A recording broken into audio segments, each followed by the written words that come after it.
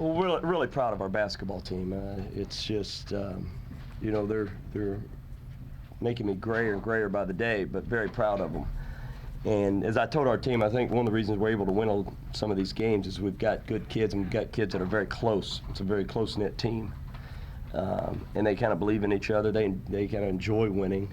We don't do it pretty all the time, and we've won in a lot of different ways.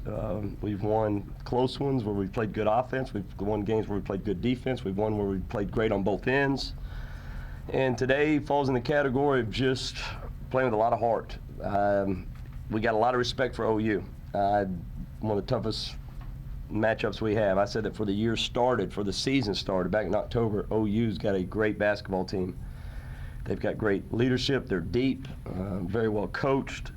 Mismatch problems. They got a lot of respect, and I thought Oklahoma played really well. We just made big plays. You know, as I told our team as well in the locker room, I don't want to single anybody out because I'd still be talking to them, because everybody made a big play, from a couple steals to a couple and ones to a couple blocks to you go down the line.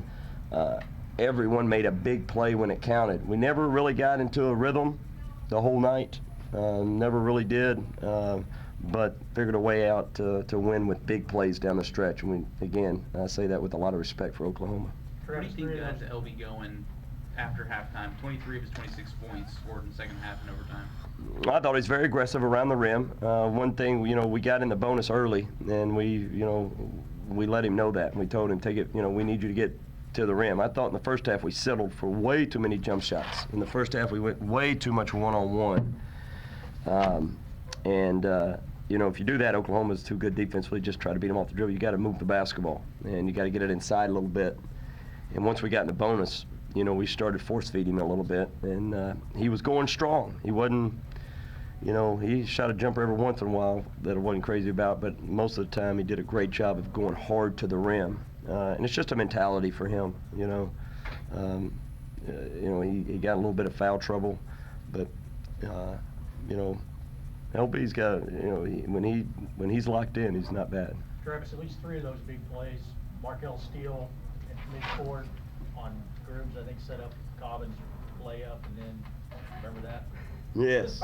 That Markel Steele? Yeah, right, yeah. Midcourt, and then Marcus feeding LaFryan down low, gives you right. the lead first. Is that the and one or just the dunk? Yeah, the and one that missed the free throw. I mean, you can go down the line. There's a lot of, you know, Phil Forte made a big steal. Right. Phil Forte made a big offensive rebound that led to a dunk for LB. Marcus blocked a shot.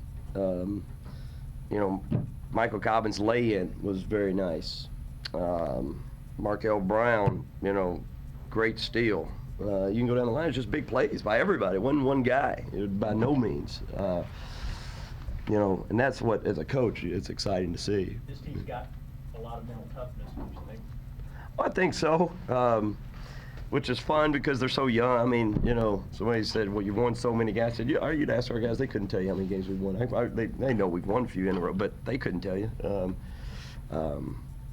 You know, it's fun being around them, you know, off the court and on the road and things like that because they're such a close-knit group. But when you have youth like that, you know, it can be a great strength, but sometimes it can be a weakness. But for this team, I think it's kind of a strength just for the fact that they enjoy competing. They don't get too caught up into it, and they're a pretty light-hearted group of guys. Pretty light-hearted.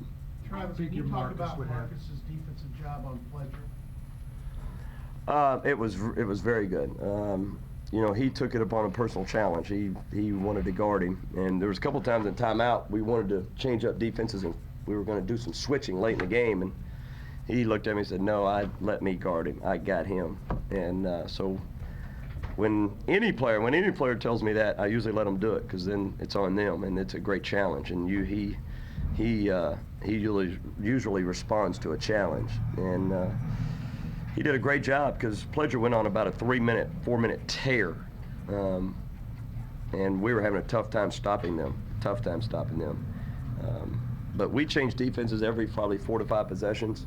We really couldn't get any consistency with any of them. But I thought our pressure really paid dividends for it because we started pressure in the second half from the beginning. That was what we talked about at halftime. And I think it didn't always turn them over, but I think it as the game wore on, we did get some turnovers, and I think it affected our mentality as much as anything. Because I didn't like our mentality the last 8 minutes of the first half. I was not excited with our mentality offensively, especially, or defensively. Did you expect Marcus to come back today after the game he had Norman? Did you expect something special out of him today? Yes. Yep. No question. He's watched a lot of film, and we knew he was ready for this game. You could see it yesterday. You could see it. No question. Yeah. And all of our guys were excited. They were anxious. We were not happy with the way we played down there whatsoever, and that does not take away from anything from them. They are an aggressive team. They're a very well coached team. Osby gives them great leadership. They're a veteran team, and it shows. And it really shows. And they took it to us down there, and they took it to us today. But we responded and just made a couple more plays. But what a great college basketball game! What a great game this time of year. All week long, people have been talking about finally a Bedlam game that has meaning. What does it mean for you and your guys to just come out of here with the win and continue riding that momentum into this coming week? Well, this time of year, you just want to be in big games. That's, you want to be, and this was a big game for both teams, no question. They're going to be right at the top. They've got definitely some games I think they can win, and they're going to be right at the very top of this league. Again, as I said before the year started, I thought Oklahoma was one of the top 2 to 3 teams in our league. I really did. So it's good to be playing in big games this time of year. That's what you want. And they're all big at this point. They all have meaning, and they all just get bigger and bigger. But again, we don't talk about much. We didn't, in this game, all we talked about was figuring out how to get our 9th win in the league and 19th win on the season. That's all we talked about. And the next opponent happened to be Oklahoma, happened to be Bedlam. You can't get caught up into all the outside things. That's for the fans to do, and that's great, and that's exciting for them. But for our basketball team, the way we're made up and the mentality of our team, which I know very well, we just got to concentrate on what's next. And our guys have done a decent job of doing that most of the year. And now you have a chance to go 10-20 against Kansas on Wednesday. Another big game. Talk about that opportunity. Already? Yeah. Might not see it till then. No, it's going to be a great challenge. It's going to be a great challenge Wednesday night. Kansas is obviously a great basketball team, and we played well at their place. We did. We played really well, they've gotten back on track with a great win with Kansas State the other night. Great talent, great experience, great coach.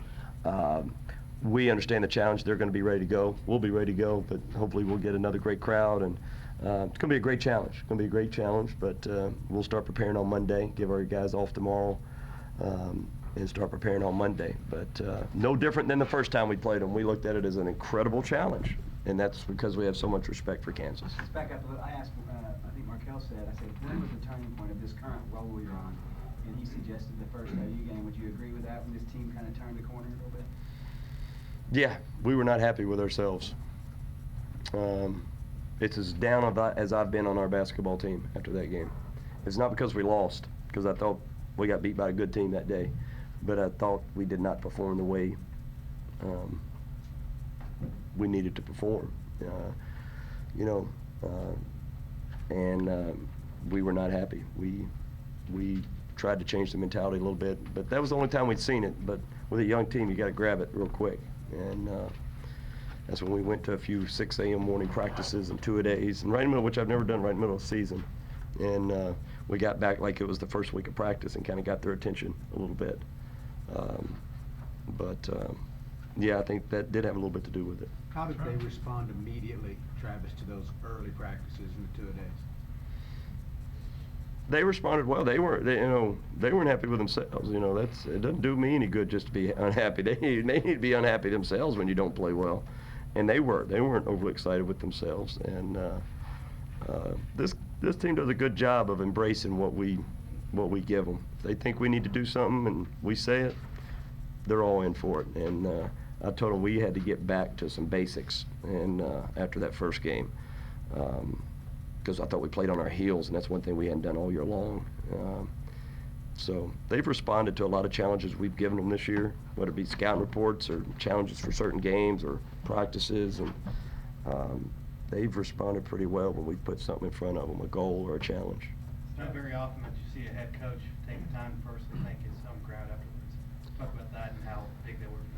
It was huge. I mean, it was a difference for us. Make no mistake, the crowd and the atmosphere was a difference maker for us, especially in a game like this where I didn't think we were playing great.